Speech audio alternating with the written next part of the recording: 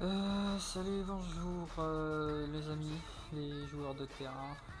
Aujourd'hui je fais une petite vidéo pour démontrer les aspects du jeu et montrer certaines stats et patterns et quelques stats que tu dois avoir en archer et tout.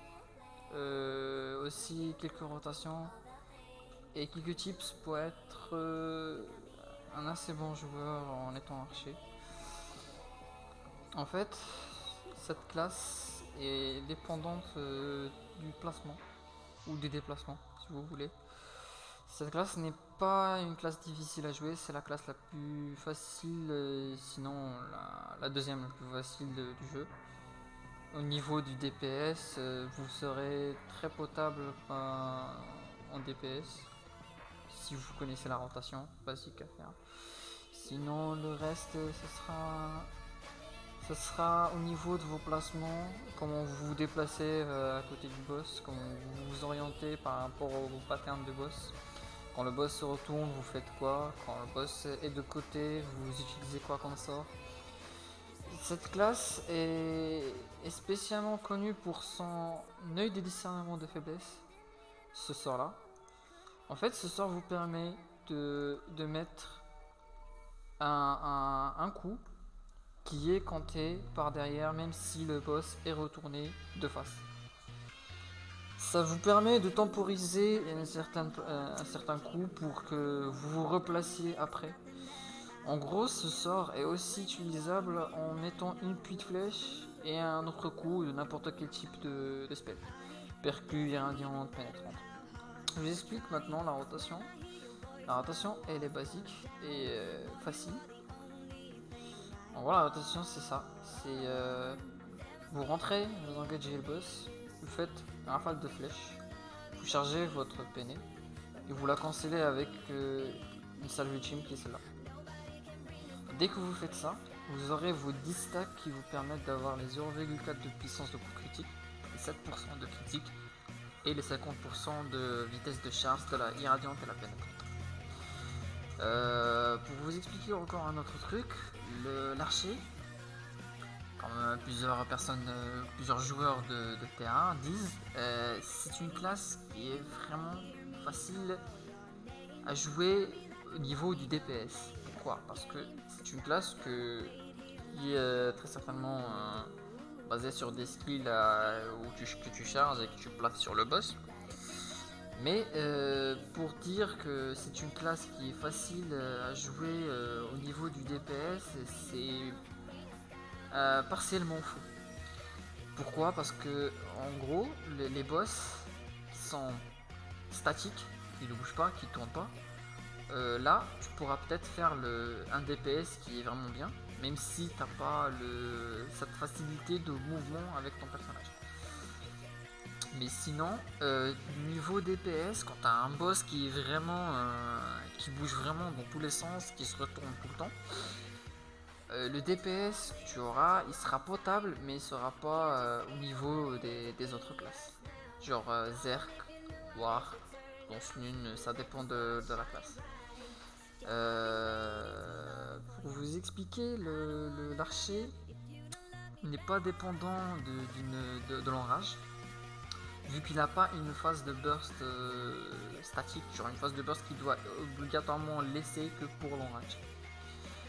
En gros, l'archer, c'est une classe qui a une rotation basique, une rotation qu'il a toutes les 30 secondes presque, mais qui peut changer en fonction du boss. Donc, je vais faire un donjon qui s'appelle le camp NM, ou en anglais Raid Refuge. On va le faire avec nos amis là. Et je vais vous montrer comment on doit jouer. Ça se peut que je fasse beaucoup d'erreurs, mais c'est pas grave. Je vais vous montrer juste la base.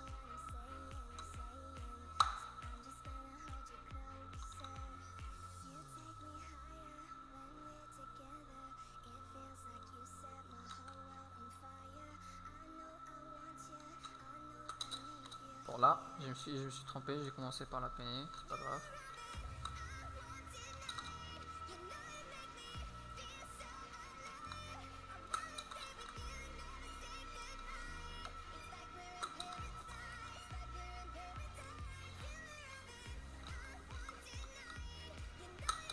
Comme vous voyez, il se retourne. Du coup, j'ai mis mon discernement de faiblesse pour temporiser un peu.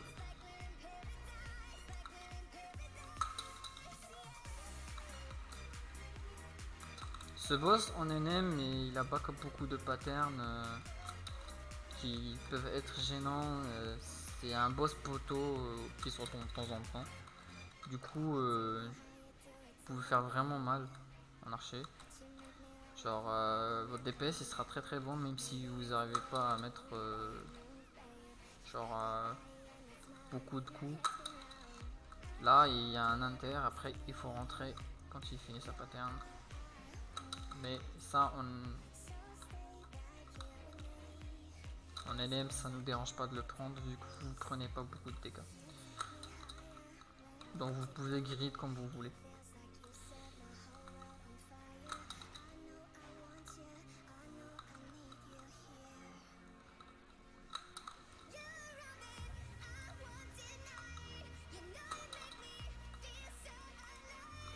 Là, je peux pas, j'ai pas mon discernement de faiblesse du coup. C'est pas grave, j'ai chargé.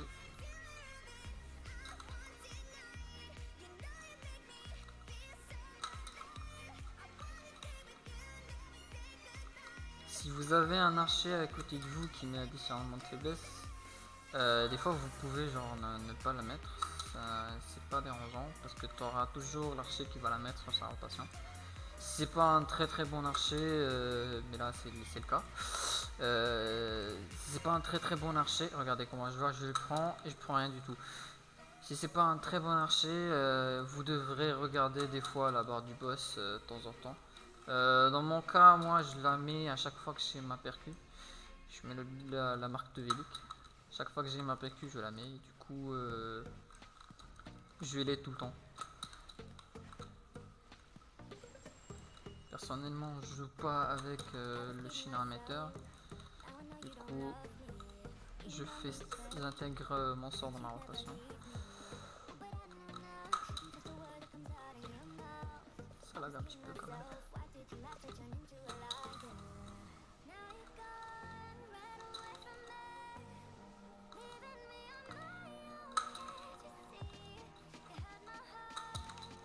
Si vous regardez ma barre des buffs, je sais pas si vous la voyez. Attends, je vais la rendre plus visible. Si vous regardez ma barre de buff, il y a des stacks que je viens de mettre à 10. Cela vous permet d'avoir les 0,4 de puissance et les 7% de crit. Et en mettant le plus de rafales possible pendant le boss, ah merde, j'aurais pas dû le approcher. Vous pouvez mettre plus de dégâts possible avec vos percus, vos irradiantes qui vont crit à 100%. Effectivement, pour vous dire un truc, en mist, vous devrez avoir 160 de crit, comme vous le voyez maintenant. Il y a 162 crit avec un mist. Avec les auras, j'aurai 232. Avec un prêtre, vous allez avoir exactement 232 crit. 232 crit, c'est suffisant vu que le prêtre, dans les phases de burst, il va vous permettre d'avoir 20 à 30 de crit, je crois. Puis c'est un petit peu de puissance. Donc votre phase de burst sera carrément du full crit. Au niveau des glyphes, j'utilise des glyphes qui sont simples, que tous les archers utilisent. Il y a certains archers qui n'utilisent pas cette glyphe là, celle de la Salvicim, c'est celle avec 30% de vitesse d'attaque sur la pénétrante, vitesse de charge, désolé. Ils les mettent à la place, ça, la CDR sur la deuxième esquive. Mais quand vous connaissez les donjons et que vous comprenez toutes les patterns du boss et les mécaniques, vous n'aurez pas besoin de ça. Vous n'aurez pas besoin de la CDR sur la deuxième esquive, ça sert à rien du tout. Vu que votre esquive, la première esquive, celle-là, elle a que 4 secondes de CD, surtout que si vous jouez en double énergétique comme moi, vous aurez tout le temps votre esquive. Si vous jouez en énergétique à bloc, comme la plupart des archers qui jouent en énergétique à bloc, vous l'aurez presque tout le temps. C'est pas genre une grosse différence, c'est juste 3% de CDR, 3% de CD sur l'esquive. C'est pas monstrueux, mais pour moi, jouer un archer en double CDR, c'est plus fluide. Ta rotation est bien mieux, quoi. Genre, les CDR, tu les remarques en étant avec un prêtre. Parce que lui, en plus de ça, il te rajoute 5% de CDR. C'est bien. Donc, en gros, ta percu revient plus souvent. Ton irradiante et ta pénétrante, tu la mets tout le temps dans ta rotation. Attends 2 secondes, je vais demander. Quelqu'un.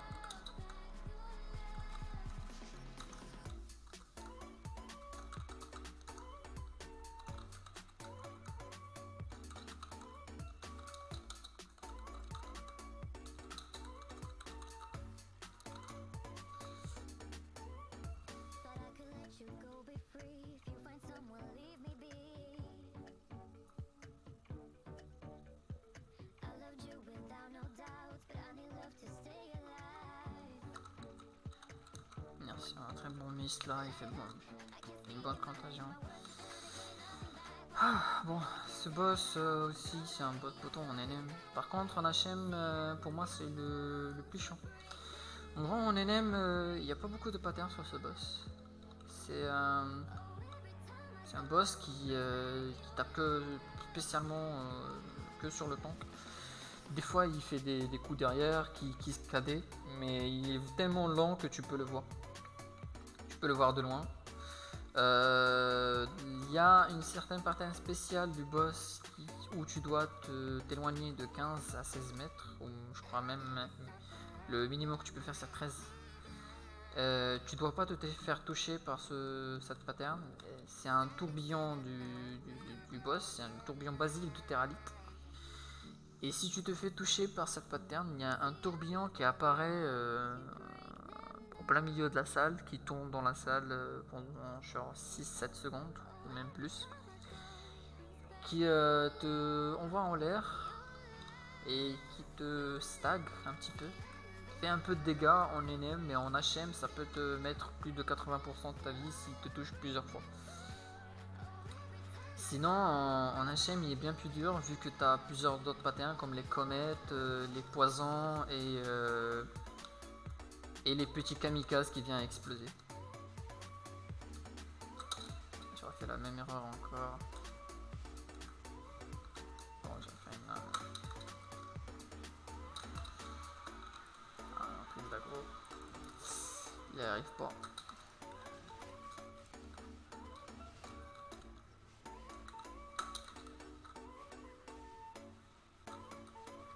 Ah, j'ai mis une racinette. Comètes, vous voyez, ça c'est les comètes. Il y en a beaucoup dans les reprises d'aggro. Tourbillon, il faut se casser. Pour le lancer, il reste dedans, ce qui veut dire qu'il y a obligatoirement un tourbi qui vient. Bon, là c'est le mist qui a la grosse candère. C'est devant. Bon, pour l'instant en NM, vous voyez les patterns en rouge. Mais en HM, vous voyez pas ce genre de truc en fait. Donc, faudra savoir quand il est fait, quand il est fait pas. C'est ça, on va voir.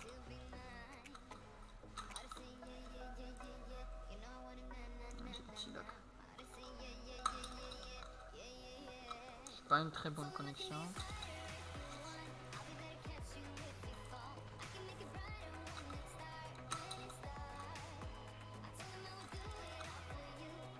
Ah, il m'a repoussé.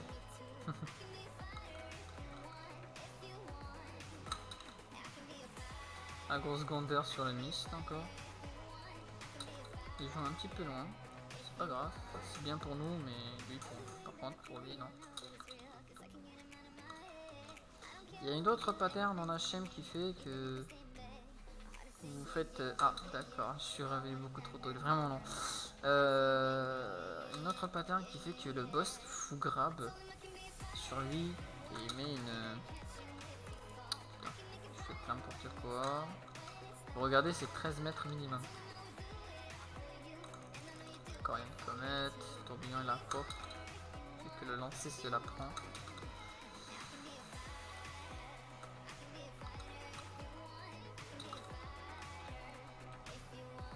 Il y a une pattern qui vous fait grab sur le boss, qui vous met un 120, ça dépend de votre stuff. Je me fais toucher quand même.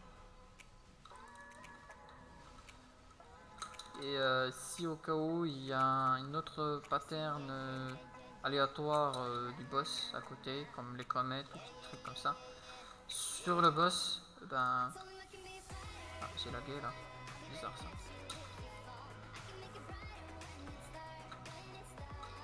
Vous faites one shot.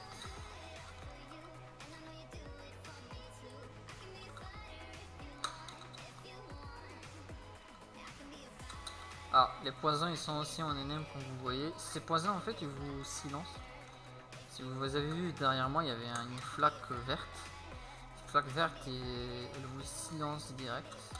Et vous pouvez plus attaquer ni esquiver ni faire rien du tout en fait. Pendant quelques secondes. Bon, je vais temporiser avec mon discernement et le remplacer.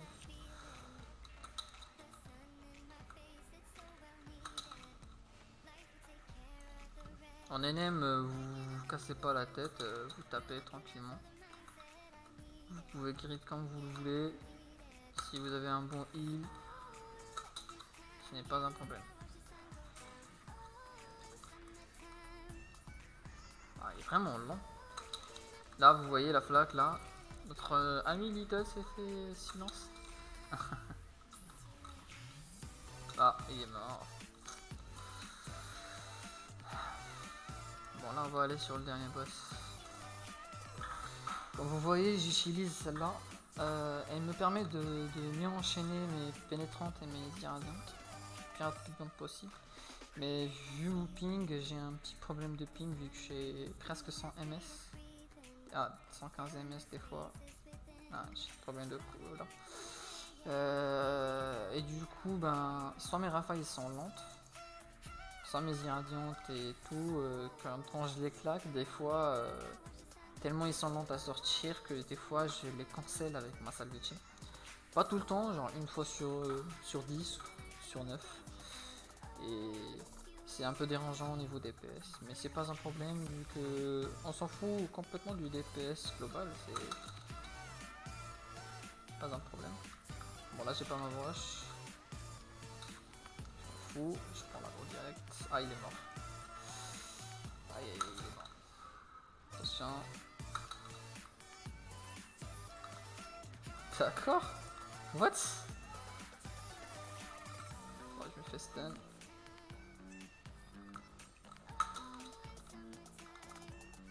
D'accord, je suis en train de laguer. D'accord. C'est vraiment trop... Ah ouais, j'ai vraiment beaucoup de problèmes de connexion.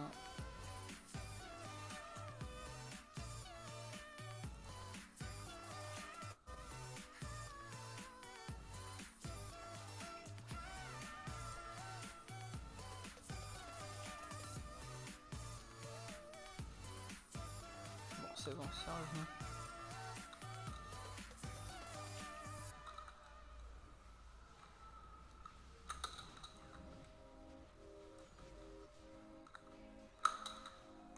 Là, on esquive.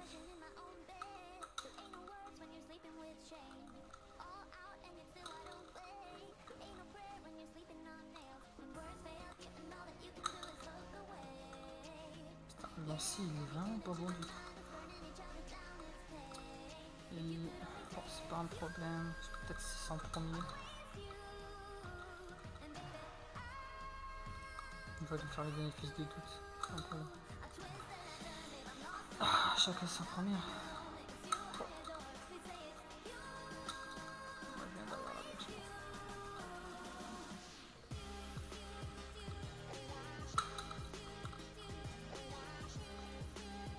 C'est gros, c'est moche. Je suis pas vraiment bien en train de taper là, j'ai un des problèmes de quoi, c'est dérangeant.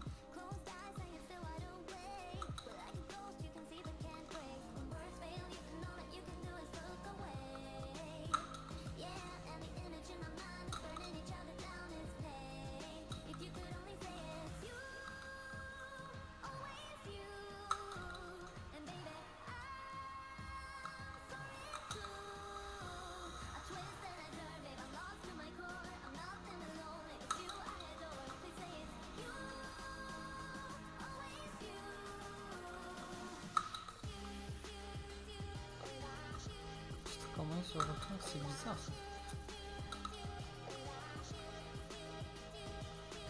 Arrivé à 30%, il va s'enrager d'une manière... Ah, je me suis fait stun. Pas de dispel du tout. Lent, c'est pas grave.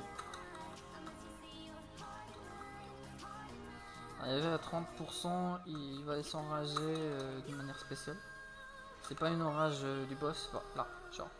Dès qu'il sort ses griffes. Ah d'accord, je me suis fait stun. Ça merde.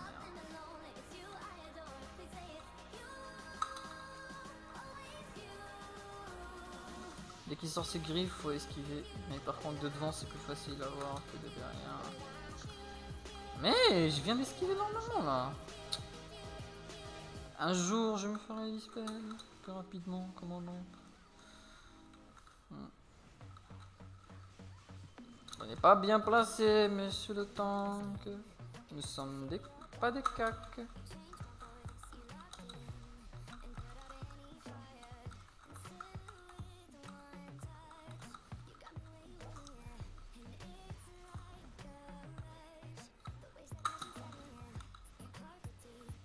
Enfin, merci.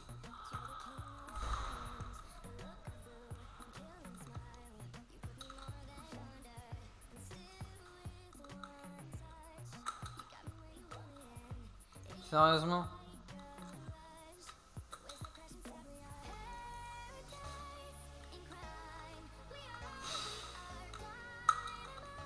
C'est moche ça. Le pauvre Little est resté au sol.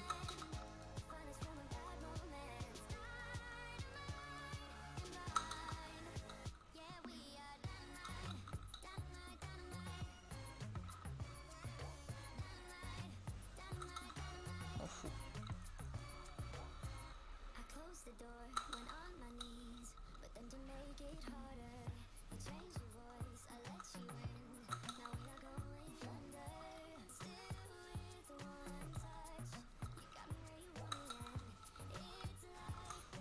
Sérieux quoi?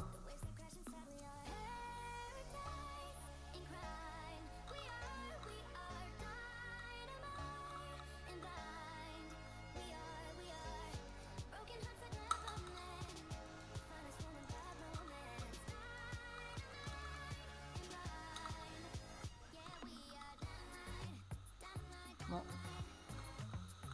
Apparemment il y a un truc là. Pas de mode dimensionnel. Ah, il y en a eu deux.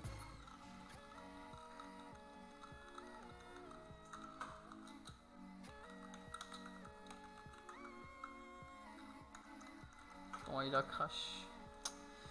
Comme vous voyez là, bon, c'était le dernier boss, c'était la PLS totale. N'importe quoi. Bon bah du coup, je vous ai montré le coin. En gros, le last boss, tellement chiant, j'ai vu des bugs, mais le last boss, c'est le boss où en NM il fait rien du tout, en vrai, il tape que le tank et le tank. Des fois il fait un cri qui stun tout le monde, comme vous avez vu, je l'ai pris plusieurs fois, comme de la merde. Du coup, ce boss, quand il stun tout le monde, avant les 30%, il ne fait rien du tout, tu te fais dispatch, tu continues de taper. Au moment des 30%, il fait c'est un gros cri, quand il sort ses griffes, il fait un gros cri qui stun tout le monde, qui met un dot. Et si tu restes stun, il va te lock, te faire une agro secondaire et venir sur toi pour t'achever. Cette pattern, il a fait tout le temps en NM. Par contre, en HM, avant les 80%, il est normal comme vous l'avez vu sur ce boss en NM. Mais à 80%, il fait le même cri qu'à 30%, il s'enrage, il a les griffes qui sortent et tout. Et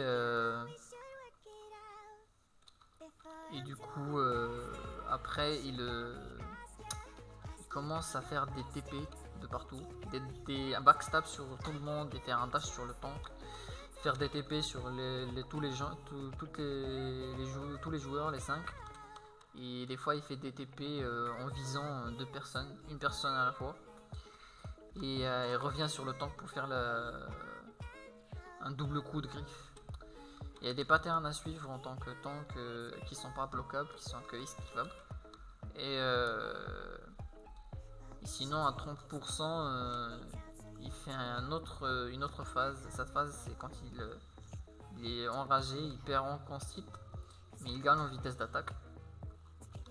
Et en gros, il se fait les mêmes TP, ils sont plus rapides. Et il fait des fois, après avoir fait une rotation de base, sur double coup, plusieurs coups sur le tank, il fait une TP surprise sur quelqu'un. C'est une attaque surprise. Et cette TP, heureusement, ne met pas de dot. Il te mise 80% de PV. Si t'es à 100%, tu meurs pas.